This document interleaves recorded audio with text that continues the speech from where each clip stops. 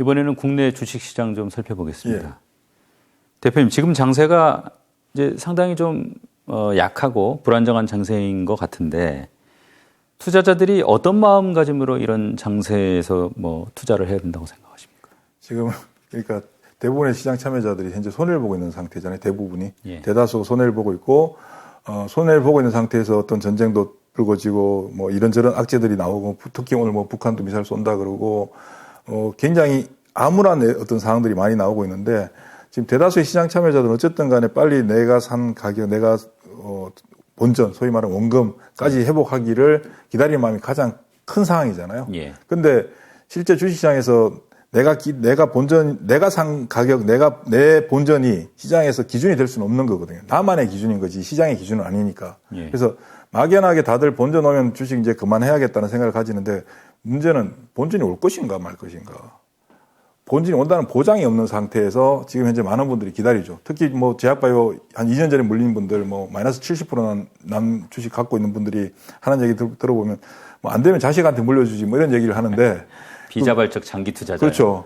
근데 문제는 대부분이 지금 본전만 되면 나는 본전만 회복하면 그만두고 나가겠다고 하는데 본전을 목적으로 주식시장에 들어온 게 아닌데 왜 자꾸 지금 손해를 보고 있으면 본전만 생각하느냐는 거죠. 이럴 때는 상대적으로 앞으로 앞으로 좋아질 수 있고 업황이 살아있고 기업들의 실적 모멘텀이 회복되는 그게 강력한 기업들의 주가 하락폭이 상대적으로 적다 할지라도 예. 그런 종목들을 내 계좌에 넣어주는 교체를 하는 그러니까 손해를 봐서 주식을 팔면 안 되는 거죠. 예. 절대적으로 그냥 맹목적으로 절대적으로 주식을 팔고 나는 떠나겠다. 이거는 손실을 확정 짓고 시장에서 엑시트 되는 거니까 이거는 예. 안 되는 일이고 내가 가지고 있는 특정한 주식 이 주식에 대한 애정과 사랑을 가지고 끝까지 버티는 것이 아니라 이 주식보다 더 나은 내 계좌를 좀 더 전체를 살찌울 수 있는 게 있다면 그쪽으로 교체를 하는 예. 교체하기 아주 좋은 시장이 지금 현재 시장이라고 볼 수 있는 거예요. 그렇군요. 이 많이 좀 참고가 되는 말씀인 것 같습니다. 이게 약세장이든 강세장이든 사실 뭐 돈을 버는 사람은 버는데요. 예. 대표님 개인적으로는 어떤 장이 이 돈을 버는데 더 유리하다고 보십니까? 저는 뭐 이 시장에 있으면서 항상 제가 개인 투자자들이 돈을 벌 수 있는 시장은 딱 정해져 있다라고 보는 사람인데요. 예. 지수가 움직이지 않는 시장이 개인들이 돈을 벌 수 있는 시장이라고 볼 수 있습니다. 아, 우리가 보통 주식 하시는 분들은 다들 이제 코스피 지수가 몇 포인트냐, 몇 포인트 갈 것인가, 3,000을 넘을 건가, 이런 얘기들 많이 하시잖아요. 예. 지수 플레이는 사실 개인들이 지수가 움직일 때 지수를 따라갈 수 있는 능력을 갖추지 못해요. 지수가 움직인다는 건 지수에 영향을 주는 큰 종목들, 시가총액 상위 종목들이 시장에서 움직인다는 얘기인데 그들 종목들은 예를 들면 삼성전자를 내가 들고 삼성전자를 아주 잘 사서 좋은 가격에 팔았을 때는 돈을 벌겠지만 지수가 움직일 때는 대형주들이 특정한 한 종목, 삼성전자, 하이닉스 한두 종목이 계속해서 시세를 끌고 가는 게 아니라 삼성전자가 하루 움직여주면 그 다음 날은 다른 대형주가 움직여주고 예. 대형주들 간에 계속 순환 양상들로 나타나면서 상승하는 종목의 상승폭이 쉬어가는 종목들의 조정폭보다 크기 때문에 지수는 계속 올라가는 거거든요. 예. 근데 사실 이거를 매매 관점에서 접근을 해보면 별로 돈은 안 돼요. 돈은 안 되지만 문제는 이런 어떤 시장이 만들어질 때는 시장에서 비기닝 파워를 갖고 있는 막대한 자금을 가지고 있는 기관 투자가나 외국인들 같은 경우는 자금의 힘으로 인해서 수익률은 낮더라도 수익금을 키워갈 수 있는 어떤 시장이 되는데요. 개인 투자자분들의 운영하는 자금들은 물론 크기는 다 다르겠지만 예. 절대적인 수익률이 높아지지 않으니까 수익금 자체도 그렇게 키워지진 않는 거거든요. 네. 지수가 움직일 때는 사실 개인 투자자분들이 기대감은 굉장히 높아지고 그러나 막상 내 계좌의 수익률은 시장보다 낮다 할지라도 내가 원하는, 내가 기대하는 어떤 그런 수익을 만들기가 되게 힘들어지는 게 지수가 움직이는 시장인데요. 예. 반대로 지수가 움직이지 않는 시장이다라고 한다는 것은 지수가 굉장히 제한적인 어떤 상태, 코스피 지수가 예를 들면 3,000포인트에서 2,800에서 3,200 사이를 왔다 갔다 하는 그런 시장이라고 가정을 한다면 지수는 어차피 지수를 움직이는 대형주들은 움직임이 오르고 내리고를 반복하는 과정이 펼쳐지겠죠. 예. 그러나 우리가 시가총액 기준으로 놓고 볼 때 삼성전자 시가총액이 400조라고 가정을 한다면 주식시장에 상장되어 있는 중소형주들 중에서 시가총액 1조라고 하면 굉장히 우량한 회사들이거든요. 예. 보통 자본금 50억, 60억 혹은 100억짜리 회사들이 시가총액 6천억에서 1조, 2천억 정도 왔다 갔다 하는 기업들은 재무적인 내용을 봤을 때 굉장히 뛰어나고 굉장히 우량한 회사이면서도 나름대로의 독점적인 어떤 기술 경쟁력도 가지고 있는 그런 회사들인데 삼성전자 400조짜리 회사가 주가가 딱 묶어놨을 때 1조짜리 해서 400개가 움직일 수 있는 상황들이 만들어지는 거겠죠. 네. 그렇다면 지수가 묶여 있을 때는 종목들이 특히 뭐 어떤 단순히 뭐 테마주 같은 개념이 아니라 기본적인 실적과 시장, 우리가 살아가는 세상의 어떤 세상의 모멘텀과 맞아떨어지는 회사들, 대부분이 중소형주들이죠. 이런 네. 회사들의 주가는 소위 말해서 지수는 묶여있는 상황이지만 보통 5배, 10배씩 올라가는 일들이 비일비재하게 나타나는 게 주시장인데, 문제는 디테일하게 시장을 바라보지 않았을 때 그런 종목들은 일반 개인 투자자분들이 찾기가 굉장히 힘든 거거든요. 그렇죠. 근데 이제 문제는 보이긴 보여요. 개인 투자자분들한테도 이런 종목이 보이는데 언제 보이냐면 굉장히 높아졌을 때 보이는 거죠. 올라갔을 때 이미. 예. 최근에 작년에 주식시장에서 가장 핫하게 움직였던 게 에코프로, LNF 같은 2차전지 소재 종목들인데, 이들 종목들이 2010년, 2011년 당시만 하더라도 시가총액 1,000억밖에 안 됐던 회사들이거든요. 예. 그때 에코프로가 몇천 원에 왔다 갔다 했던 주식인데, 최근에 에코프로 BM, 분리한 에코프로 BM이 50만 원을 넘어갔던 상황이 만들어졌죠. 수많은 개인 투자자분들 에코프로 BM을 외칠 때 들어갔던 가격대가 40만 원대거든요. 그 종목들도 만 원, 2만 원대 거래됐던 적이 있다고요. 근데 그때는 사람들이 그 종목들을 찾지를 잘 못하고 있는 거죠. 예. 왜냐하면 산업도 잘 이해를 못하고 있고 기업도 잘 이해를 못하고 있기 때문에 잘 보이지 않는데, 문제는 다수의 눈에 잘 보이지 않는다는 얘기는 소수의 사람들이 그들 종목들을 소위 말하는 집중적으로 주식을 사갈 수 있는 어떤 기회가 되고, 그런 부분들이 그 기업의 성장과 더불어서 시장에서 당연히 반영돼서 주가가 올라가게 되면 지수는 크게 움직이지 않더라도 소위 말해서 전문적으로 투자하시는 분들 같은 경우는 돈을 굉장히 많이 벌 수 있는 상황이 만들어지겠죠. 근데 이때 벌어들이는 게 소위 지수가 올라가는, 지수가 움직이는 시장보다는 수익 자체가 굉장히 더 크게 들어오거든요. 저는 그래서 개인적으로 지수가 급격히 하락하는 어떤 시장은 굉장히 어려운 시장이지만, 지수가 움직이지 않고 제한적으로 있을 때가 시장에서 오히려 개인 투자자분들이 돈을 더 벌어갈 수 있는 그런 아주 중요한, 아주 좋은 기회의 시장이다. 그렇게 생각하고 있습니다. 알겠습니다. 이 주식 시장에서 돈 벌려면은 좀 시간을 견딜 줄 알아야 한다. 네. 이런 말들 많이 하지 않습니까? 예. 이 시간을 견딘다는 게 어떻게 보면 되게 좀 추상적일 수도 있는데, 좀 구체적으로 좀 설명을 좀 해주세요. 자, 내가 A라는 주식을 사서 30% 수익이 났는데, 이걸 가지고 이익을 확정 지었을 때, 그럼 확정 짓고, 그럼 확정 지은 이익을 가지고 주식시장을 떠나갈 것이냐. 주식시장을 떠나가는 게 목적이라면 확정 짓는 게 맞는 거고요. 예. 30% 수익이 났는데 이걸 확정 짓고 다른 주식을 사는 게 목적이라면 다른 주식을 사기보다는 그냥 그걸 들고 있는 게 월등히 더 유리해진다, 시간이 지났을 때. 예. 이런 관점에서 시간 투자라고 하는 부분은 굉장히 중요한 거고요. 시간을 투자하는데 시간 싸움에서 이기려면 수익을 만들어서 가고 있어야 됩니다. 손실이 나는 상태로 가져가는 건 절대 안 되는 거고요. 네. 2022년 한국 주식시장 주도하는 산업이나 뭐 섹터 뭐라고 보십니까? 저는 크게 뭐 오랫동안 얘기했던 부분인데 변하지 않는데, 첫째는 2차전지고요. 예. 두 번째는 새로운 산업인 메타버스가 될 거라고 생각을 하고 있습니다. 이게 2차 전지 내에도 뭐 이제 뭐 셀 업체가 있고 예. 또 소재주가 있고 뭐 장비주가 있고 뭐 그 내부도 복잡하더라고요. 네네. 이제 각각의 어떤 그런 역할, 또 서로의 어떤 그런 상호 관계, 투자자들은 이제 어떤 점들을 좀 구분해서 봐야 되는 겁니까? 예, 우리가 이제 작년 한 해, 작년 동안에 2차전지 관련된 종목들이 이제 시장에서 가장 핫하게 움직여줬던 대표적인 종목이고요. 특히 이제 코로나 이후에 삼성 SDI, 지금은 이제 뭐 분리됐습니다만 옛날 LG화학, SK이노베이션 같이 배터리 셀 제조업체들이 가장 먼저 두각을 나타냈고, 이들 배터리 제조업체, 3사 제조업체 주가가 리레이팅이 된 이후에 이제 나타난 게 배터리 소재 업체들이죠. 예. 특히 이제 LNF, 에코프로 BM, 뭐 첨보, 그다음에 일진 머티리얼즈, 뭐 대주전자 재료, 이런 2차 전지 소재 관련된 종목들이 움직여줬는데, 물론 시장에서 2차 전지라고 하면 이제 배터리 셀 업체와 장비 업체와 소재 업체들을 따로따로 구분해서 생각하지 않고, 작년까지는 그냥 하나의 2차 전지라고 하는 통칭적으로 이제 시장을 바라봤거든요. 예. 근데 우리가 여기서 잘 생각해 봐야 되는 게, 궁극적으로 2차 전지 산업, 저는 뭐 엔지니어가 아니기 때문에 잘 모릅니다만은, 궁극적으로 현재 2차 전지 배터리 셀을 필요로 하는 업체는 자동차 회사잖아요. 예. 자동차 회사가 이 사슬고리에서 제일 상단에 있는 갑 중에 갑이 자동차 회사고, 그 밑에 있는 회사가 배터리 셀이고, 그 밑에 있는 회사들이 이제 소재와 장비가 있는데, 지금 현재는 이 갑 중에 갑인 자동차 회사가 현재 갑 중에 갑인가를 생각해 보면, 갑이면서 최하단의 을에 해당되는 회사인 거죠. 왜냐하면 전기 자동차는 결국 궁극적으로 배터리가 있느냐 없느냐에 따라서 전기차를 만들 수 있느냐 없느냐가 결정되는 부분이기 때문에 예. 그런 부분들로 인해서 뭐 테슬라가 내재화를 하고 폭스바겐도 배터리 내재화를 하겠다고 하는 이유가 배터리를 자체적으로 원천적으로 조달하지 못할 경우는 자동차 생산을 할 수 없는, 판매할 수 없는 그런 구조를 가게 되는 거죠. 그러면 자동차 회사에 대한 갑은 배터리 셀 제조업체가 되는 것이고 예. 배터리 셀 업체의 갑은 원래는 을이었는데 갑은 소재 업체가 되는 거죠. 그러다 보니까 현재 배터리 2차전지 소재를 만드는 회사들이 배터리 셀을 제조하는 공정이 그렇게 큰 차이가 있는 게 아닐까요? 어차피 소재를 모아서 예. 조립하면 이제 배터리가 나오는 거잖아요. 그러다 보니까 배터리 소재 업체들도 배터리 셀 쪽에 관심을 가지고 있고 배터리 셀 회사들도 배터리를 만드는데 소재를 다른 데서 공급받자니 공급에 대한 두려움도 있고 공급이 중단될 가능성도 있고 경쟁이 워낙 치열하니까 그러니까 배터리 소재에 대한 내재화를 가지려고 하는 경쟁도 있는 거죠. 그러다 보니까 특히 최근에 이제 원자재 가격 니켈, 코발트, 망간들 예. 주요 그 NCAA 쪽에 들어가는 소재들의 가격이 급등하면 배터리 셀 제조업체는 곤혹스러운 상황이죠. 그럼 여기서 우리가 생각해 봐야 되는 게 경쟁이 치열하지 않는 쪽이 어디냐.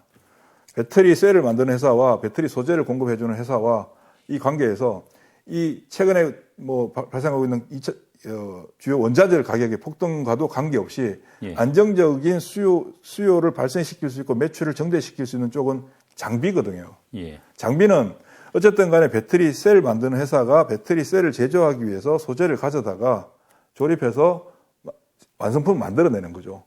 완성품을 만들어내기 위해서 필요한 게 장비인데 쉽게 말하면 지금 전 세계에서 갑자기 뭐 한국, 중국, 일본 사람들만 밥을 먹다가 쌀로 만든 밥을 이제 지어서 먹다가 뭐 동남아부터 근데 갑자기 전 세계 모든 사람들이 다 이제 밥을 먹겠다고 한 거죠. 예. 모든 사람들이 이제 빵 대신 밥을 먹고 고기 대신 밥을 먹겠다고 하니까 그럼 가장 먼저 팔리는 게 뭘까 생각해 보면 밥을 짓기 위해서는 쌀도 필요하지만 밥솥이 있어야 되는 거죠. 그렇죠.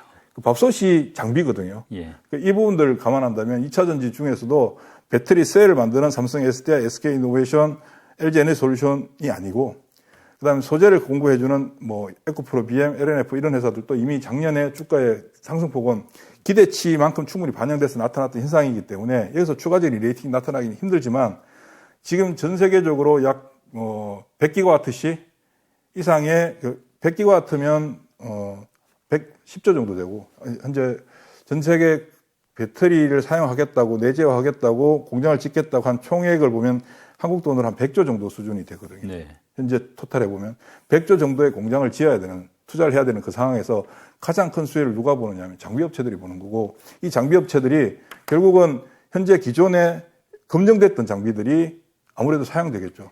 그 장비 시장이 더 좋아지게 되면 경쟁자들이 막 나타날 텐데 새로운 경쟁자들이 나타나서 기존에 있는 장비업체들과 경쟁을 하려면 최소한 시간이 한 5년 정도 더 필요하게 되거든요. 예. 지금부터 지금 2022년인데 지금부터 5년 후면 이미 2차 전지 시장은 거의 치킨 게임으로 갈 수 있는 어떤 그런 상황 하에 놓여 있을 겁니다. 네. 그럼 지금부터 가장 좋은 시간은 올해와 내년인데 올해와 내년에 소재 쪽은 이미 한 단계 타격을 받은 상태이고 경쟁이 심화되고 있는 상태이고 배터리 셀 업체와 소재 업체들 간의 진입 장벽이 현재 무너지고 있는 어떤 그런 입장에서 독보적인 어떤 독자적인 지위를 가지고 있는 회사들은 장비 업체들이 되는 거죠. 장비 업체들이 가장 좋다라고 볼 수 있습니다. 지금 2차 전지 투자하시는 분들이 뭐 좀 주의 깊게 들어야 될 말씀인 것 같습니다. 네네. 지금 메타버스 잠깐 말씀하셨는데 이게 메타버스는 좀 워낙 이제 어떻게 보면 초기 단계라 네. 뭐 여러 가지 의견이 존재하고 투자자들도 좀 이렇게 뭐 좀 시쳇말로 좀 헷갈리는 그런 시장인 것 같은데 아직까지 메타버스라고 하는 부분에 대해서 명확하게 메타버스는 이거다라고 우리가 명확하게 잘 인지를 못하고 있기 때문에 예, 투자자들한테 뭐 조언 좀 해주십시오. 궁극적으로는 메타버스 환경이 됐을 때 그 안에서도 결국은 커머스 기업들이 가장 중요한 역할들을 하겠죠. 차후에 가서. 메타버스라고 하는 게 완벽하게 구현됐을 때 그때 가서 최후의 승자들은 커머스 업체들이 될 텐데 문제는 메타버스 환경을 구축하는 데 있어서 많은 기업들이 참여를 하게 되고 플랫폼을 공유하게 되고 서로의 다른 이질감을 가진 것들을 하나로 뭉쳐줘야 되는 어떤 이런 기술적인 난제들을 풀어가는 데 있어서 핵심적인 게 무엇이냐. 그러니까 지금 현재는 메타버스 환경 하에서 비즈니스가 B2B 기업들, B2C들이 들어와서 새로운 어떤 우리가 지금 현재 사용하고 있는 인터넷 환경과 동일한 어떤 수준의 쇼핑이나 예. 돈을 사용할 수 있는 어떤 그런 환경을 구축하기 이전에 예. 그런 환경을 먼저 구축해 줄 수 있는 회사들이 현재로서는 메타버스의 가장 핵심적인 회사다라고 저는 생각하고 있고요. 그런 회사들이 우리나라에 이제 몇 개 있죠. 우리나라에도. 이 지금 우크라이나 전쟁으로 원자재 가격이 치솟으면서 네. 아무래도 투자자들이 이제 원자재 투자에 관심이 많은 것 네. 같은데, 근데 최근에 보면 이제 게임이나 뭐 제약 바이오 이런 종목 주가가 회복세를 보입니다. 네. 이런 현상은 또 어떻게 해석이 되는 겁니까? 굉장히 특이한 현상인데요. 예. 지금 현재 외생 변수가 발생해서 시장 상황이 불안정해지게 되면 기관이나 외국인들의 비중이 낮은 개인들의 비중이 높은 종목들, 변동성이 큰 종목들 같은 경우가 심리적인 어떤 위축감으로 인한 타격을 훨씬 더 많이 보게 되는데 대표적인 게 바로 제약바이오와 게임주 같은 종목들이거든요. 근데 최근에 전쟁이 발발한 상태에서 시장에 충격이 나타나는 가운데서도 예. 가장 특이한 게 지난주에 나타났던 게 바로 제약바이오가 돌려주는 모습들을 보였습니다. 제약바이오와 게임주가 돌려주는 모습들을 보였는데 이 부분이 무엇을 얘기하냐면 전쟁이라고 하는 부분이 시장에 이미 악재로서 충분히 반영된 상태에서 예. 전쟁으로 인한 두려움을 가지고 주식을 급하게 처분해야 되는 사람들이 제약바이오와 게임에 원래 가장 많은 영역인데 네. 이 영역에서 주식을 들고 있는 사람들은 현재 가격에 팔 수 없는 물건들을 들고 있는 분들, 아주 비싼 가격에 사서 손해보건 현재 이 가격에는 도저히 자를 수 없는, 예. 그리고 반대로 신용을 쓰거나 레버리지를 써서 지금 현재 반강제적으로 팔려야 되는 분들, 예. 그건 이미 사전적으로 다 팔렸고, 예. 그래서 일종의 매물 공백이 발생한 상황인 거죠. 현재 가격에서는 주가가 올라도 팔 수 없고 추가적으로 내려도 팔 수 없는 그런 상태. 예. 그러면 결국은 무엇이 결정해지냐면 사는 사람이 들어와 주느냐에 따라서 가격이 올라갈 수 있고 사는 사람이 들어오지 않는다면 가격이 정체되는 그 최하단을 확인해 주는 그런 모습을 제약바이오와 게임이 보여주고 있거든요. 그러면 이게 어떤 역할을 해주냐면 시장 상황이 전쟁으로 인해서 굉장히 불안정한 흐름들이 나타나고 있으나 이 부분들이 조금 더 완화돼서 시장에 있는 시장 참여자들의 투자 심리가 조금 개선되는 현상만 보여준다면 매수에 의해서 가격의 변화가 생길 수 있는 구조를 갖추고 있는 업종이 제약바이오와 지금 현재 게임 미디어 쪽인데 이런 쪽에 가격 매수에 대한 자신감을 가지고 조금 들어주게 되면 매수자의 힘보다 가격의 반응도가 예를 들어 매수자의 힘이 1이라고 가정했을 때 가격의 변화가 1 정도 나타나는 중에 정상이라면 지금은 매수자가 1 정도 들어오게 됐을 때 가격의 변화 1.5, 이 정도까지 발생할 수 있는 모멘텀을 가져다 주거든요. 그러면 예. 시장에 있는 일반 개인들의 투자 심리는 굉장히 빠르게 개선되고 불안감에서 기대감 쪽으로 이렇게 전환되는 거죠. 차기 대통령이 이제 결정이 됐습니다. 네. 뭐 어떤 뭐 투자 시장에 어떤 정책적 어떤 변화가 있을지도 이 주식시장에 미칠 영향은 어떨지 이런 건 좀 어떻게 생각하십니까? 최근에 이제 대통령이 바뀌고 정부가 바뀐 상태에서 정책의 전환으로 인해 가지고 주식시장에서 관련된 기업들의 수혜 여부가 달라질 수 있는 건 분명한 사실이고요. 그 부분에서 최근에 반응하고 있는 게 이제 원전과 관련된 부분들 그리고 건설과 관련된 부분들인데 중요한 건 원전과 관련된 부분들과 건설과 관련된 이런 어떤 산업 우리가 알고 있는 산업 쪽에서 정책의 변화가 발생했다고 해서 이 기업들의 실적들이 소위 말하는 점프업을 보여줄 수 있는 정책으로 인해서 점프업을 보여줄 수 있을까를 생각해 본다면 개선될 수는 있으나 기대 이상의 점프업을 보여줄 수 있는 사항은 이루어지지 못할 것이다라고 보는 거죠. 그러면 대통령 선거에 따라서 반영되는 부분들은 그냥 굉장히 짧은 단기간 내에 네. 현상일 것이고 이게 구조적으로 추세적으로 주식시장에 영향을 미치지는 못할 것이다라고 생각합니다. 대표님 뭐 평소에 투자할 때 네. 뭐 종목이나 시장보다 계좌 관리가 더 중요하다 네. 이런 말씀하신 걸 제가 들은 적이 있거든요. 네네. 어떤 의미입니까? 보통 이제 우리가 주식을 하실 때 대부분의 주식 하시는 분 저도 마찬가지지만 대부분이 주식 얘기하면 뭐 사야 되느냐 그리고 항상 얘기거리가 뭘 샀는데 얼마 벌었다 어떤 주식 사서 이번에 뭐 대박 났다 뭐 이런 얘기들 많이 하시잖아요. 그러다가 이제 시장이 좀 나빠지면 다들 이제 주식 얘기 그만하고 얘기 서로 안 하는 걸로 암묵적으로 주식은 안 묻는 걸로 이렇게 하는데 예. 이게 이제 우리가 착각하는 게 뭐냐면 내가 가진 돈이 100이라고 가정을 했을 때 이 100이란 돈이 전체 100에서 얼마만큼 수익을 가져오느냐가 중요한데 우리 저도 어릴 때 그랬고 많은 분들이 그랬습니다만 내가 100에서 예를 들면 10 정도의 10% 비중으로 어떤 주식을 샀는데 이게 급등을 했죠. 예. 나머지 90% 중에서 수익이 잘 안 나거나 손실이 발생하고 있을 때 대부분의 사람들은 나한테 굉장히 수익을 주고 기쁨을 주는 종목을 바라보고 있느냐 아니면 손실이 나고 있는 종목을 바라보면서 괴로워하느냐라고 놓고 본다면 비중이 낮더라도 돈을 벌어주고 있는 종목을 가지고 거기에 도취되는 부분이 크거든요. 인간 심리가 그렇군요. 예. 그러니까 손에 드는 건 좀 잊어버리고 싶고 좀 멀리하고 싶고 전체 계좌는 손실이 나고 있는데 그중에 한두 종목이 올라간다고 해서 와, 나 돈 벌었구나. 돈 앞으로 벌 수 있구나 이런 착각 아닌 착각들을 하게 되는데 내가 돈을 가지고 주식시장에 들어왔으면 내가 가진 돈 전체에 대해서 수익을 얼마만큼 만들어 가느냐가 중요한 것이지 내가 A라는 종목 사서 얼마 벌었네, B라는 종목 사서 얼마 벌었네 이거는 그냥 지나가는 어떤 하나의 허상에 불과하거든요. 일부를 샀는데 확 올라가 버리면 수익률은 좋지만 이 수익금 자체가 내 전체 계좌에 미치는 영향이 얼마 정도 되는가 계산을 해보면 1%도 안 된다고요. 예. 1%도 안 되는 그 부분에 도취돼서 나는 주식을 잘한다 못한다라고 판단을 하게 되는데 그게 중요한 게 아니고 내 전체 계좌의 총액을 기준으로 총액이 어제 전일 대비 혹은 일주일 전 대비 한 달 전 대비 내가 꾸준히 발전하고 있느냐 이 부분이 가장 중요하다는 거죠. 그랬을 때 아까 전에도 말씀했지만 시간 투자라고 하는 부분들도 내 계좌에 플러스 영향을 줄 수 있는 수익이 난 종목들 같은 경우는 계속 키워갈 수가 있는 거죠. 계좌를 위해서. 단순히 주가가 올랐으니까 파는 게 아니라. 좀 어렵나요? 아닙니다. 예. 지금까지 홍성학 더원 프로젝트 대표 모시고 시장 흐름 살펴봤습니다. 특히 이제 2차 전지 관련해서 셀업체, 그다음에 소재업체, 장비업체를 어떻게 구분하고 또 투자를 어떻게 해야 할지 얘기 들어봤고요. 또 전체 계좌 관리의 중요성에 대해서도 얘기를 들었습니다. 투자에 참고가 됐으면 좋겠습니다. 지금까지 함께해 주셔서 감사합니다.